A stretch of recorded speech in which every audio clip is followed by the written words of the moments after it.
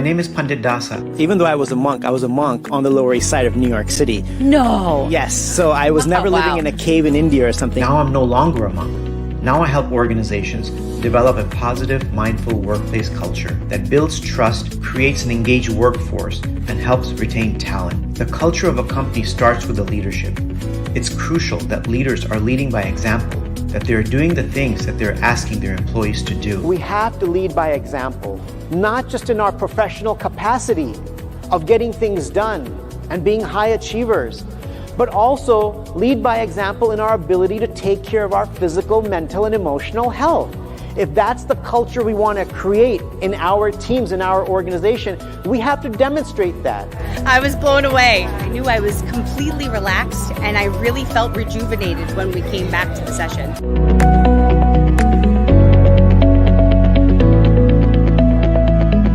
Fabulous. Absolutely fabulous.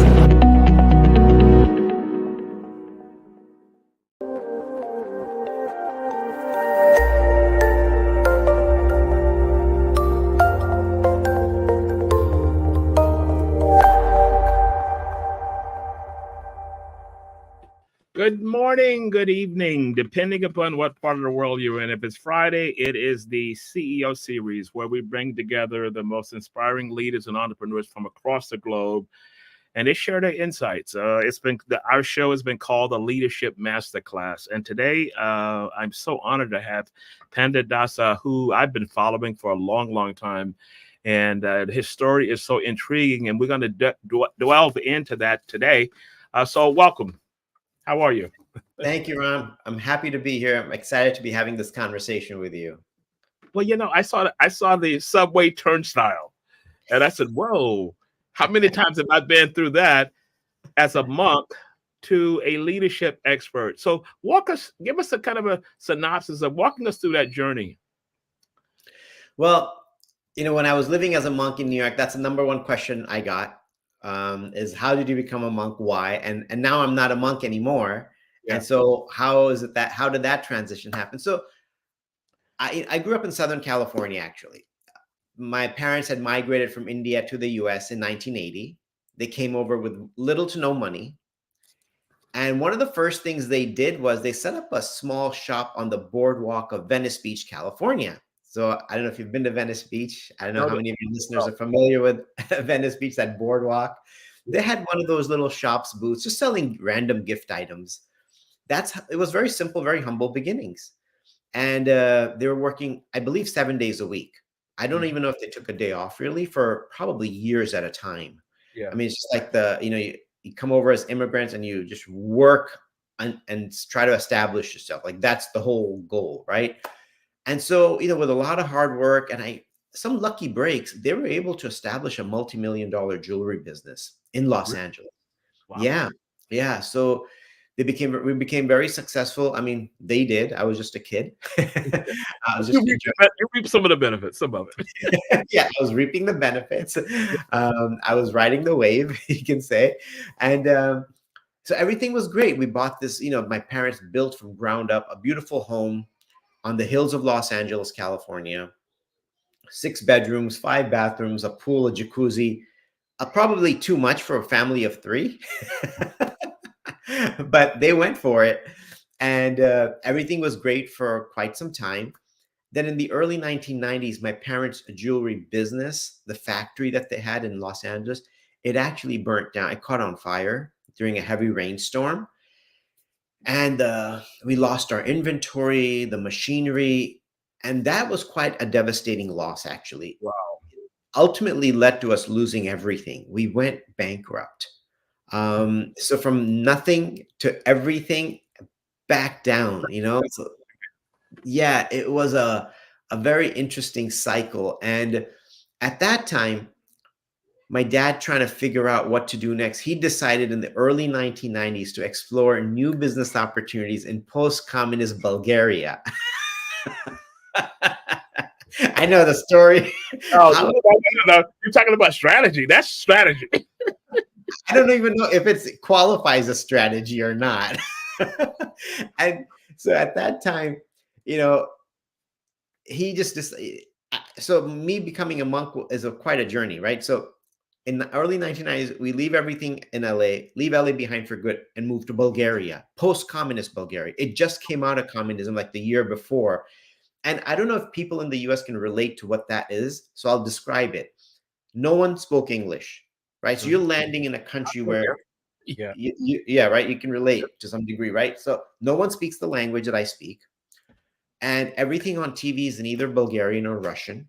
So I can't even watch TV. The things I did in LA growing up playing sports, none of it was available, like basketball and all. It just wasn't there. And of course, you can't even talk to anyone. The movies were 5 years old that I'd seen them because during the communist regime, I don't think American movies were allowed to play there. Mm-hmm. So basically, my social life came to a halt. That was a brand new culture. It was life literally upside down. Right?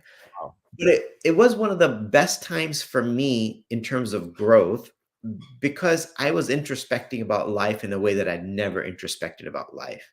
Like, why did this happen to me? What did I do to deserve this? And how long is this going to last? And at that time, I began a mindfulness practice, believe it or not. I began to do some meditation, some mindfulness, just to be able to stay grounded and focused and not like lose my mind from all that had happened. And that really helped me. So we stayed there about 2 to 2.5 years because the country was quite unstable and we weren't feeling very safe as foreigners in that country. And so we left, came to the US. My parents moved to New Jersey so they could be close to New York City, where they set up a retail shop. That was always kind of their thing, buying, selling retail. Yeah. And I helped them with that a little. And then in 1999, I just decided that, this has been too much of a ride the last 8 to 10 years. And I needed a break. Yeah, it's literally like that. It's a roller coaster that, that of life that can be very scary. So I decided I'm going to press pause on my life and go live in a monastery in India for a little bit. Wow. I'm like, I need to do something for myself here. Yeah. Yeah, exactly. And so I fly off to Mumbai, India, which is obviously a very busy city. And, there's many things that led up to it. I met some monks in New York that said, maybe go check this place out. There's a lot of story that I can't fill it all in for you right now. But it's covered in my books, both of my books. I tell my story. So I go to this monastery in India. There's 40 monks living there in Mumbai, the heart of the city. Nobody has their own room. No one has a bed. No one has a mattress. Everybody sleeps on a hardwood floor with a thin straw mat, which basically doesn't mean anything. You still feel the floor beneath you. Yeah, it's like hardwood floor. Yeah. And it's all communal living. So you're just 2 rooms and 40 monks sleeping in those 2 rooms. And, you get up at 4 a.m. The bathrooms are communal. There's like 5 bathrooms for 40 monks. You wait in line, or you wake up a little earlier so you don't have to wait in line. So, we meditate. We started meditation at 5, go for a few hours. And the rest of the day was spent serving one another, serving the community. It was basically life of simplicity, humility, and service. Yeah. And to my own surprise, I started to really fall in love with that lifestyle. Really? I found an inner peace and an inner contentment that I hadn't experienced before. And it's something, I guess you'd have to experience it to be able to relate to what I'm talking about. I understand. And I was living out of a suitcase, right? That's all I had. And I was fine with the small amount of possessions that I had. One monk had said, the more you have in life, the more you have to lose. I thought that was such a powerful statement. And the more the mind is consumed. Oh, exactly. You're just filling the mind up. Basically, the more you have, the less you sleep. So I was living quite peacefully, meditating hours a day, talking about life, philosophy with the monks. It was a beautiful life. And I thought I was going to be there for a month, spent 6 months in India, going to a few different monasteries, really exploring myself, going on this, even though I was out there in India, I was on an inner journey, which I think is so valuable for all of us, especially if you're going to be in a leadership role and you haven't done a sufficient inward journey And to who you are, what you're meant to do, and how you're going to go about it. I think we'll go about it in all the wrong ways, right? mm, And it was a powerful journey. I spent 6 months there, moved back to the US and moved into a monastery in New York because I said I'd known some monks in New York, so I moved in with them. It wasn't a monastery, it was like a 2-bedroom apartment. yeah, Lower East Side. That's a Lower reference East Side, yeah, Lower East Side. And so, again, it's a small bedroom, two-bedroom apartment, 3-bedroom apartment. Like, and these rooms are tiny. They're as big as like a walk-in closet in a suburban home, right? So I thought I'd spend maybe 6 months there. Ended up spending 15 years, Really? most on the Lower East Side, living as a monk. And during that time, I started doing lectures and teachings on college campuses in the New York area mainly, but also I got invitations to travel around the country and speak to college students on how to be more balanced, how to Mm, reduce stress, how to be more mindful throughout your work, throughout your studies, throughout your life. So I spent the 15 years almost doing that kind of work, helping college students, sometimes high school students as well. mhm. And gradually, during the last year of my monastic life in 2014, I started getting invitations to speak in corporations on mindfulness, work-life balance. Yeah. And that opened up a new idea in my mind. I'm like, wow, this is really amazing. I get to help corporate America deal with the craziness that's out there. So I left the monastic life about 10 years ago. And I've been speaking in organizations, mainly in the US, but also globally. Like I had a chance in terms of globally to speak at the World Government Summit in Dubai. Mm, I had a chance to speak to some government officials in Abu Dhabi. I've spoken in India and Spain, and so Mexico, but mainly in the US. But I've been speaking about workplace culture, mindful leadership, mhm. caring for your employees, Yeah. Caring for yourself.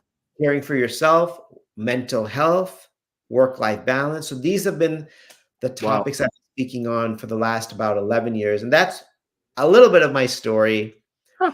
and why I became a monk and why I'm not a monk anymore. Wow. Well, you say, well, you're not a monk anymore. You're still using those teachings to carry it forward. So maybe you don't have the brand of I'm the monk, but you're Yeah. taking the monk's teachings to a wider audience, which needs that. Yeah. I like to jokingly say once a monk, always a monk. Okay. I like that. Right. So, I mean, everything I do in my personal life and everything I talk about outside, the foundation of all of it is coming from my monastic experience. All of Okay. it, Okay. leadership, workplace culture, because you learn how to deal with people and how not to deal with people.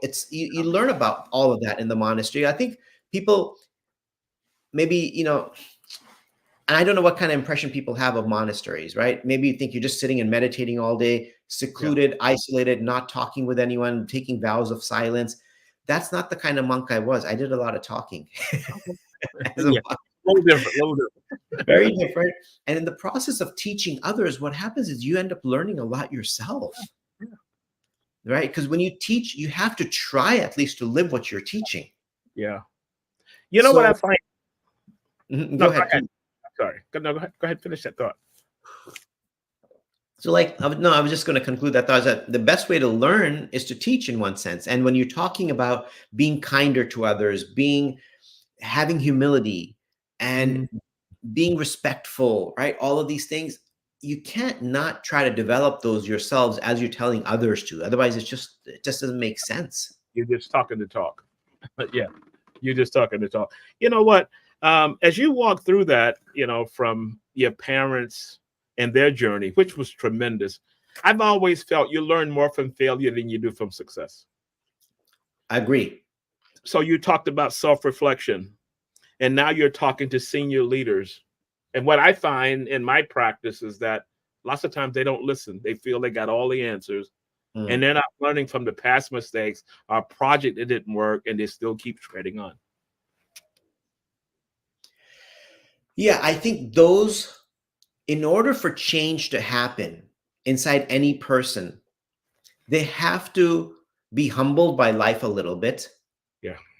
Life, that means, has to throw you down into the dirt.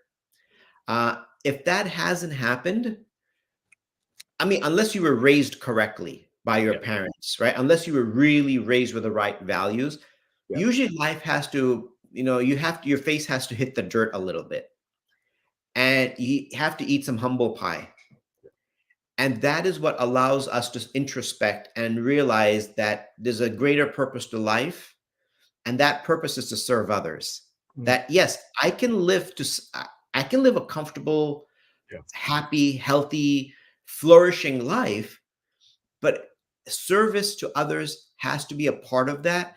And especially in the leadership role, if I'm in charge of people, I have to make sure that I make their lives better, because this individual is giving 8 to 10 hours of their waking time to me, more time to me than and my organization than to their home and family life. Right. I owe them something much more than a paycheck. Mhm. I owe them a pleasant environment to work in, and an environment that they can grow in, an environment they feel comfortable sharing thoughts and even concerns, and an environment of psychological safety. I owe them all of this. And Mhm. unfortunately, many organizations, too many, are just like, you know what? You can't cut it. Next Yeah. one, get them out of here. Get them Yeah. out of here. Next. It Yeah. is nothing. It's a very toxic, unhealthy culture where an individual, an intelligent person coming into that organization sees the turnover and realizes, I'm not going to be here more than a year and a half or 2 years, and That's I'm right. out of here. I'm out. They don't respect me. Like, you're already planning your next move 6 months into that organization. That means you're using company's time and resources to find another job. And that's Mhm. not the, I can't put it all on the employee. It's the company culture. Yeah. They've created an atmosphere, a culture where people just don't want to be there for too long. It's toxic. Mhm. It's bad for your health, your mental health and physical health to be there. Mhm. So, so I think that ultimately change can only happen for anyone, especially leaders, if they've gone through some accident, things in their life that are going to humble them. And change is not easy for anyone. And the older we get, the harder that change is Yeah. so much harder as you get older. Like, it's just like 10, 20 times harder than when Yeah. you're like a teenager. Yeah. Yeah. Like, That you can just flip and bounce back and go into something else, but it's a little different as the numbers keep creeping up. exactly, because we become more and more like when a tree has deep roots, Yeah. and the older it becomes, the deeper the root, it's harder to take out Mhm. and Mhm. replant it. So, but if somebody who really wants to make a change, they can. And all you and I can do is talk about it, Mhm. inspire them, encourage them, beg and plead. But ultimately, they have to decide whether or not they want to live differently, whether or not, when it's their last breath, if there's going to be anybody around them who Yeah. is a well-wisher and not just hoping for a handout. Yeah. Yeah. Exactly. Do you think that, as I look back on the COVID experience and how that caused it, I think COVID caused a lot of people who had never reflected to start reflecting on what is all this is about, what is going to be the next step beyond this. And so my thought is that the disconnect between the organizations understanding the impact of COVID and how do we get back on track for an org and how do we get back on track with our people? Is my assessment somewhere within your thoughts? So, I mean, people did reflect a lot during COVID. I mean, I think Yes. we had a big aha moment Yeah. that I'm not in control. Yes. Mother Nature's in control, actually. Yeah. Yeah. And if we mistreat her, which we definitely are, Mhm. she's gonna sneeze really loud and shut the Yeah. world down. Mhm. That was her one sneeze. It was COVID. Mhm. And I think that was a very humbling experience for a lot of us, right? Everyone struggled. Most people's businesses did struggle during that time. Many people went out of business. And so And since then, I think organizations are, and then, people started working from home, and then they started liking that. Yeah. Right? They really got used to the fact that they could sit in their pajamas. They could wear a suit up here and shorts down here. Yeah. Right? That people started enjoying the fact that they could be at home, be with their family a little more, and still get their work done. Mm-hmm. Mm-hmm. And that wasn't really affecting their work, and some of them are working better. Mm-hmm. Right? And so I think the organizations definitely did struggle with the idea that, can we leave them at home? Yeah. Is it okay? Should we force them back? And some companies did force people back in. Forced. Yes. Yeah. And I think it didn't turn out so well for them, because, you force anyone to do anything, that means they're not happily doing it. And anytime a human being is not happily doing something, they're not going to be as productive in it as they would be as if you're happy doing it. That's just a normal human behavior response to the way we're treated. Do you find that since you do a lot of corporate work now, so you straddle both lanes, because you're talking to college kids, which I think is important, because they need to understand this rosy picture that you see beyond those pearly gates. It's 180 degrees diametrically opposed to what that is. Mm-hmm. So you're talking both sides, people coming in and people that are already the masterminds behind it. What is the disconnect? Why are organizations not connecting with, okay, my new customer is different, my new employee is different? What do you find is the biggest disconnect there? Well, one thing is, so I don't speak to college students so much anymore. Okay. Right? That was during that I was a monk, right? Since then, it's been corporate America. And I think that in terms of,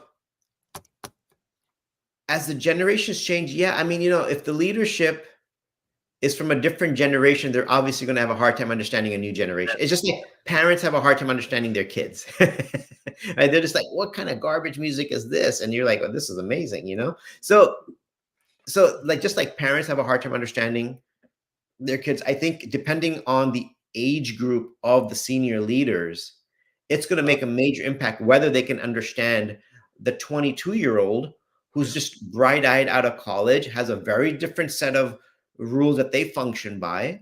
They're coming in, they have certain expectations of a workplace. Otherwise, they're not going to stick around. They're ready to hop, just like you go club hopping, they're ready to hop corporations, no problem, So I think but I do think that more and more organizations are trying to bridge that gap. Yeah. Where they're trying to understand, because you have people, in that age group who are in leadership. Or middle management who are able to relate a little bit more. Mm-hmm. And they're trying. And I think, if a corporation, I know the key aspect of a corporate organization is for-profit organizations to make as much money as possible, right? We know that is why we all form a corporation, because we want to live comfortable and happy lives. Yeah. Yes, that's true. But we have to, I think, realize that the money is being made by people. Yes. And if I don't support the people that are working hard, again, providing, an environment of growth, of learning, and of psychological safety, if they don't provide that, enough time off, enough time for their mental health, like, we need to make sure, because one of the biggest factors behind our mental health suffering is the workplace. A stressful workplace is disastrous for our mental health.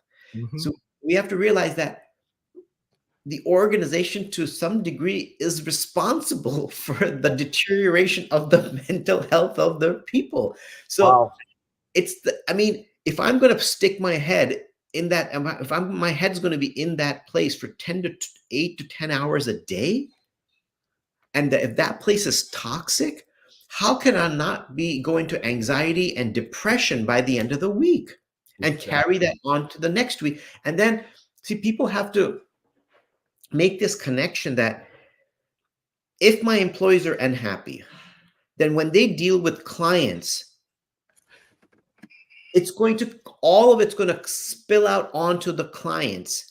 And then the clients are going to leave and take their business to some place that's going to treat them nicely. Exactly. Or where the employees see, if I don't care for the employees are not going to care for the clients, at least not the way that the clients need to be cared for, especially if they're giving you money. Yeah. If they're giving you money, they want to know that you're listening to them. That it's not that while I'm listening to the client, I'm thinking about my resume that I have to post on LinkedIn because I can't wait to get the heck out of here. Dual distractions, Yeah. And then you're like, let me see, maybe I can take this client with me. Let me develop a really great relationship and say, by the way, I'm starting my own thing. And if it's like companies don't realize how much money they're leaving on the table just by not caring for their workforce. And I think the losses would decrease and the profits as a result would increase simply if we took care of our people. I want to do a shout out to a very dear friend of mine who listens in. We have quite a few listeners who are regulars here. And John Self John Self, he's based in Texas. He said an interesting story in the Wall Street Journal today about the disillusionment of Gen Z. We are squandering a generation with exceptional promise, which ties into exactly what you're talking about. And Gallup employee survey shows that it is still at 33%. So that's 60, whatever that calculation is, that's just kind of hanging out for 8 hours and you're still paying at 100% and the returns are not coming back. Yeah. I mean, the quiet quitting phenomena is very much present. I don't think it's a new thing. This has probably existed since jobs existed. People are just not so engaged because they don't feel like they are a valued member of the team. When you don't feel like you're a valued member of the team and you're respected and your opinions are respected and sought after, then you start to just check out. Yeah. You just like a grocery clerk, you just swipe it, you're just swiping. That's it.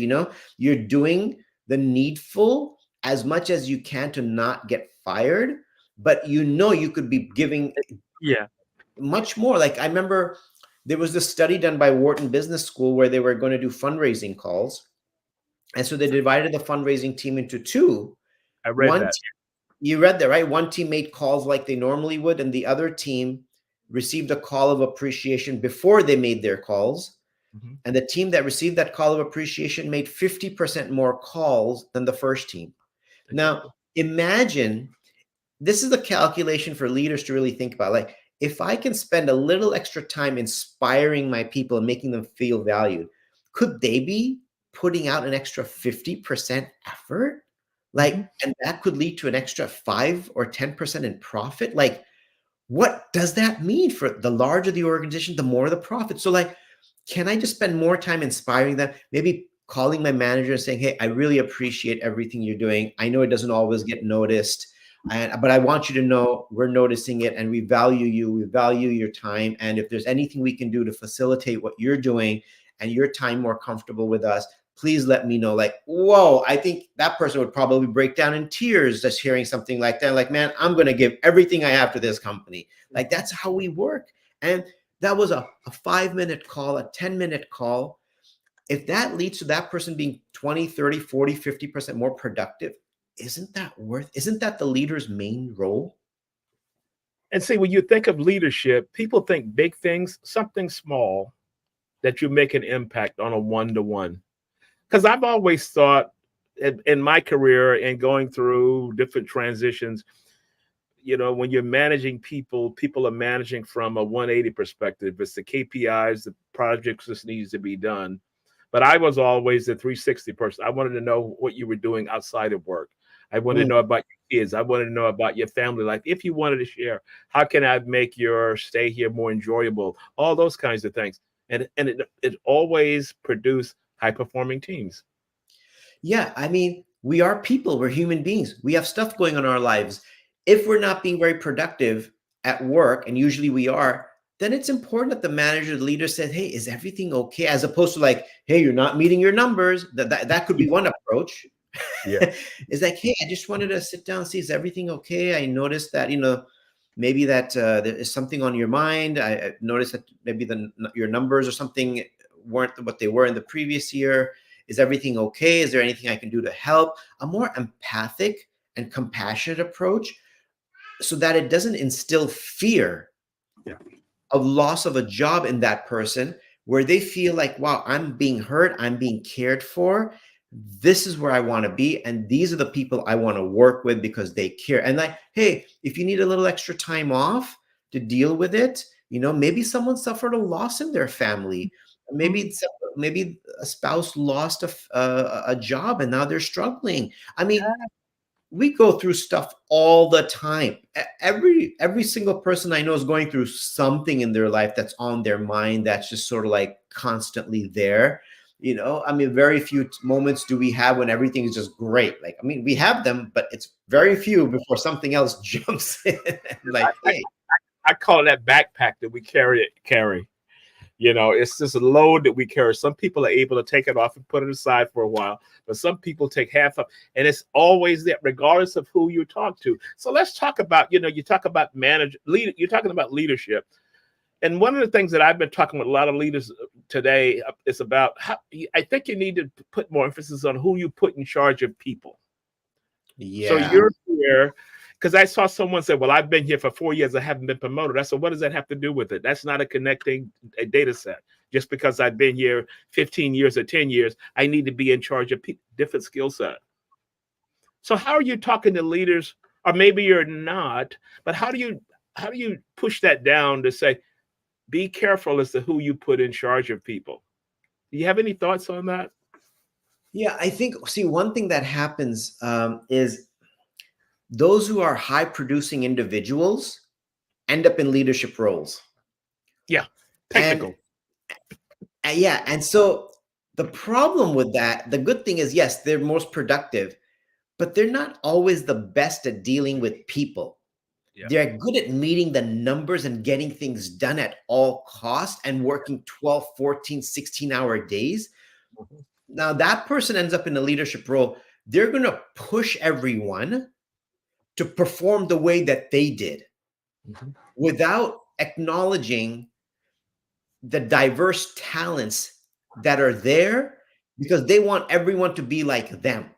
Mm-hmm. And they may not always, I'm not a blanket statement, they may lack some empathy because they're so sales driven, numbers driven, like, okay, we got to get this has to happen, and we got to beat them, and we got to beat the previous numbers and previous quarter, and we got to beat this team and that team. Not like, hey guys, how are you doing? Like, that's not even part of the rah Monday morning meeting or monthly meeting. It's not, how's everyone doing? Is anyone experiencing any challenges? If you are, please come see me. I want to help you with that. If I can, no, it's just rah. It's like, you ignored my pain points. Yeah. It's like going to a doctor and the doctor says, eat well, eat healthy, get out of here. It's like, wait, you didn't even ask me what was wrong. Exactly.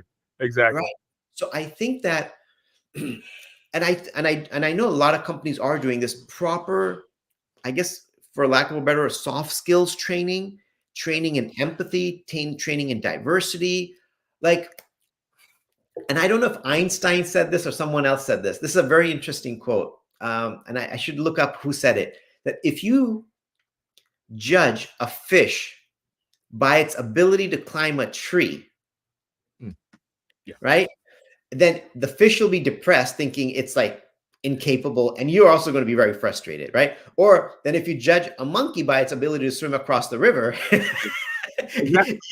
you've set up both for failure. Whereas if hey, this one belongs on the tree and this one's going to thrive in the water, this one's going to do stuff you can't even imagine in the water. Yeah.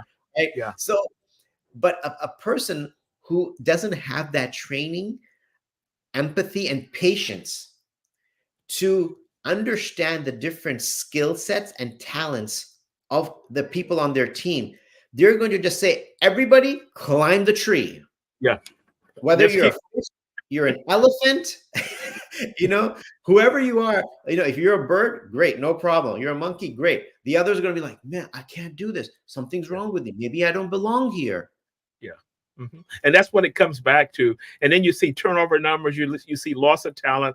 And sometimes it's so hard to connect with leaders, based on that. So I wanted to come back to a comment you made about younger leaders, because I read a white paper that talked about, as a C-suite becomes younger, an age demographic, you'll see a lot of changes in the workplace because they came up in a different era. So think of the leaders who came up working from home as they build companies, or the leaders who are in the process now of learning their craft or whatever it is, and they go out and start things. They will manage from a totally different mindset because they didn't go from coming in, working in the cubicle, aspiring to get to the corner office, and now they're in the big office upstairs. Yeah. And the output is going to be different. Yeah, well, I think only time will tell. Time will Time will tell. For me to speculate on how that might be different, I think I'm not sure if I'm able to see what that future looks like and how that may be different. All I can do is hope. Yeah. Hope that there will be more empathy in the workplace Mm-hmm. and an attempt to really get leaders to get to know the people that they're working with, so that when they train up the next set of leaders, that they pass down the culture of empathy, a culture of mindfulness, a culture of mental health. Like, we need to acknowledge all of this, and I'm hoping that that is what will be passed down generation to generation to generation, from leader to leader. Because if you're a toxic leader, then that's what the next leader is probably also going to be. So you're passing down toxicity. And so hopefully we can pass down empathy. Yeah. Because, and I think it's just important for leaders to understand that this model doesn't mean a slowing down of your business. It means an increase in profit, increase in retention, increase in engagement, increase in workplace happiness, which leads to better and more profits. Yeah. Everything is better. And it's also leads to so much goodwill all around. The metaphor I use is just adding a little fertilizer, a little sunlight to your workforce, and they will continue to grow. When you don't do that, and then you wonder why everybody's leaving, a lot of that is cultural and it's built in. But one of the points I want to cover, because we're coming up, on the close, do you think that your parents leaving their country, coming to U.S., starting a business, growing a business, failing at a business, having to start over, moving to another country, trying to figure this out, coming back, moving back to New Jersey, that's a lot of learning. Yeah, it's also a little bit of trauma too. I know that. I'm always looking on the good side. I mean, trauma can lead to learning if you let it. Yeah, we talk about reflection. So reflecting on that, how did that pull into? Well, it was a lot of learning for me. Yeah. All I can say is, for me, it was a lot of learning, and it definitely made me appreciate and value stability in life and having like friends and family, and to really dedicate time to them. And also gave me a certain appreciation and respect for money. You know, like, okay, getting a little spiritual, like in India, right? In India, there's, and in many cultures, not just India, there's a whole god or goddess of money. Yeah.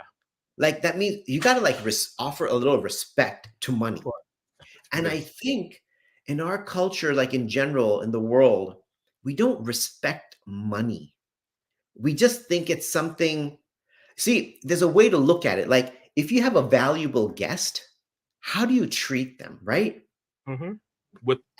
Yeah, like somebody important came to your door, how would you treat them?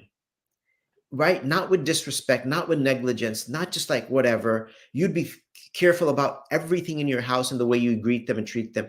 And that's one thing I've learned, is to be really respectful to money. Right? It's not something just for me to use, because it can come and it can go like this. Like this. It can go like this. And it can funnel other good things throughout the world. Yes. Exactly. So value it, respect it, and spend it wisely. Like a friend of mine, who's a mentor for me, said, with money, you have to earn it, grow it, you can enjoy it, but share it as well. Okay. You know, it's like, it's all earn, grow, enjoy, and share that enjoyment with others. And so, that's all part of having that sort of mindfulness mindset, which I think is very important individually and also in an organization, right? Being mindful in the workplace. That's so important. being mindful of your own mental health, being mindful of your or the people in your company, making sure people are valuing work-life balance, encouraging people to take breaks throughout the day, to Mhm. take a few deep breaths to reduce that stress, Yeah. right? I talk a lot about the research that's out there on mindfulness, that it's not a spiritual thing, not just for monks, anyone and everyone can do it. And now almost everyone is doing it, Yeah. right? So having that, giving people the facility, the resources to take care of their mental health through mindfulness and through other healthy activities at the workplace, I think can add a real value in the workplace and will let people know that this is a workplace that cares for me as a person as a whole. Okay. So, as a prolific author, you started with your first book, and now your book, Mindfulness of the Wandering Mind. Because when I saw that on a post, I'm like, whoa. In other words, I'm thinking chaos all over the place. How do you say, okay, let's just shape this up and get it in order. Let's march this way. Give us some key themes of the book. Okay, so first I'll just quickly show it. Sure. Mindfulness for the okay, how to for for the wandering mind. So this came out in August, so it's still very new. Okay. And I've already ordered it, by the way. oh, okay, wonderful, wonderful. Well, I hope you enjoy the read. So basically, what it's talking about is how to maintain your mental health in your work life and your personal life Okay. using mindfulness. And what can organizations do To help to that. Yeah. to support the mental health of their people? Because 1 in 5 adults in the US struggle with some sort of mental health issues. That's a Wow. lot. That's That's a a lot. lot. And so if someone's showing up to work and they're not healthy, obviously they can't produce properly. They can't get along with their colleagues. They're not going to be able to get along with the clients. It's just going to affect every part of their interaction. Mhm. And so throughout the book, I'm really emphasizing and encouraging a healthy workplace culture, Yeah. and that's sort of the gist of the book. And then I give a lot of practices on what we can do to practice like mindfulness throughout the day. Like I tell people that, and after my speeches and in my book, that take a moment, 1 or 2 minutes every couple of hours and take 10 deep breaths. Mm. Because, when you take deep breaths, it calms your nervous system. Yeah. And when you calms your nervous system, that means your blood pressure starts to regulate. You get more clarity in your mind. Mhm. And now let's say you had a horrible meeting and now you have another meeting. Or maybe you had a tough meeting and now you have a client interaction coming up. Who's not going to carry the baggage of that meeting to the next one? Yeah. So now the question is, how do I get rid of that baggage? Well, I'm Mhm. like, well, at least there's a way to reduce it because it's Mm. maybe hard to get rid of the whole thing. I'm like, so I teach the mindfulness techniques. I'm like, take 10 deep breaths and think of something you're grateful for in life. So Mhm. what you've just taken all that negativity and turned it into something a little bit more positive. And if there's enough time, go for a walk. Take a quick 3-minute walk. Take 10 deep breaths. Take a moment of gratitude, and now go to your next meeting. Mm. You know what? One of my jobs was on 42nd Street in New York, so you know the deal. It's a lot of traffic. This is pre-COVID Oh, when streets were full. But I found that when I would have a meeting and somebody came by, I said, let's just take a walk around the block. mm, Get out of sight of the office and we just walk through the street and you talk. I found it was a lot more productive than sitting in an office or I'm sitting in someone's office and you got the plaques on the wall, all of this surrounding. And I found that whenever I got outside, even if I had that bad meeting, and I'll say, you know what, I'm just going to go outside and walk a couple of blocks and then I'll come back.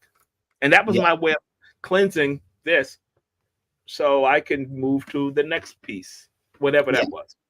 Yeah, and I think that's so important that, a big part of mindfulness that I talk about is being aware of where your emotions are at in the moment and where your stress level is at and where your fatigue level is at in the moment. And a lot of times we're not in touch with that at all. And we don't take time to get in touch with that. We don't realize that I'm stressed and anxious and angry because of this. We don't even tell ourselves like, my gosh, this is not a good space to be in when I interact with that important client or my manager or my colleague. Like we don't take the time to say, wait, I'm feeling horrible right now. I'm just fuming. But if we did, so that's what part of what mindfulness does is that helps us realize have that self-awareness to get in touch with ourselves, to acknowledge I'm in a bad space and I'm going to carry this into my next interaction. Or when I go home, I'm going to bring it to my family. I need a pause. Yeah. One interaction is carrying the load for everything that you're going to be dealing with beyond that. So that cleansing process. Yeah. So I teach leaders, and I speak to people of all levels in an organization, and I talk about that sort of cleansing, that moment that you can take to reset, to reduce that stress, to regulate your emotions before you do the next thing. And if you do that throughout the day, you'll be less stressed at the end of the day and at the end of the week. Yeah. You'll just be in a better space in general for your own health, the health of your family, and the health of your workplace. Wow. So let me go back to your parents. How are they doing? Are they okay now? Are they've Yeah. kind of They're okay. They're retired. They're in, I moved everybody to Florida 3 years ago. Okay. So they're not too far from me. Okay. Down the street. And they're doing okay. They're retired, just enjoying the Florida life now. And I'm like, good, you guys have done enough adventure. Just chill out now. All you've gone through, you deserve the rest. You've earned it, right? Yeah, I'm like, just take it easy. So let me ask you this: as we begin the process of closing out, who does Pandit go to when you're giving advice? So you're always pushing it out. Where do you go? Who's your board of my question is, who's your board of directors that you can say, you know what, here's what I'm feeling? Who do you talk to? I have a few people like that, actually. Okay. I have one mentor who became a friend when I first went to the monastery in Mumbai 25 years ago when I went there. A person there, he was a senior monk, the head monk of the monastery. He kind of took me under his wings. Believe it or not, 25 years later, I'm still in touch with him. Wow. Just last night, I talked to him, actually. Just last night. I'd messaged him, and then he called me at 11 o'clock. I was just about to lie down. I'm like, oh, he's calling. I immediately picked up. We talked for 20 minutes. I told him what's happening in my life a little bit. And he has people in his level, peer level, that he talks to regularly. Everybody needs something to talk to. Yeah, I talk to him. I have a couple of friends who I was a monk with who are also no longer monks. I speak with them very openly about stuff that I can just pour my heart out. And so yeah. And then, I have my own meditation practice. There's also like a meditation, sort of like another spiritual person that I talk to. So, because I like to take a spiritual look for my own life, at least a spiritual angle on things. Like, why is this really happening to me? And what am I meant to learn from this? And look at how I'm reacting in this stressful moment.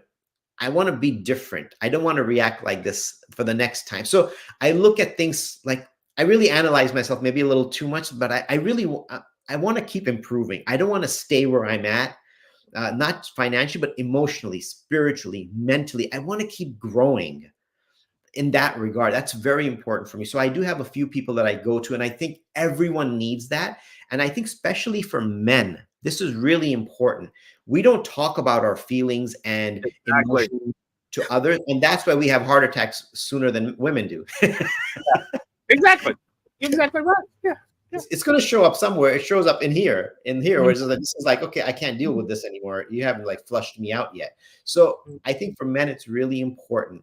And if you're in a top level of leadership, you may, because you're so much under the spotlight, you may think you have to act like the perfect person all the time, say the right thing all the time. That's not the case. You need peers to reveal your mind to, or get a therapist, talk to them regularly, have someone to talk to on a regular basis, get it out of your system and let them help you evolve. Because when you evolve, that will show up in organizations. So I think it's really crucial, especially for men, because women do it pretty naturally, I think. It's a natural thing for them for the most part. And I think for men, this is very, very important. I also have a little men's group that I have. We get together, we just talk about our stuff. Like 5, 6 of us get together. Like, hey, it's a confidential space. We can talk about anything, whatever state we talk about, it stays here. So I do have a few different systems for myself because I know I need it. Yeah. Well, you know what? I'm glad to hear you say you give back. That's one of the principles that I try and do at all given times and giving back. But I want to thank you so much. I know you're busy to come on the show. And I want to also thank our guests who listen in every week. And I encourage, if you're listening in, share this interview, because our program has been called a masterclass in leadership. And this is why we bring such interesting people on. So like, comment, and join the conversation. And until next week, thank you so much, everyone. And stay on the line for a minute, Pandit, and we'll talk a little bit once we close out. Thank you, everyone. Thank you very much, everyone. Take the CEO series with you anywhere, anytime. All episodes are now available on Apple Podcasts, Spotify, and major streaming platforms. It's not just an interview. It's a masterclass in leadership.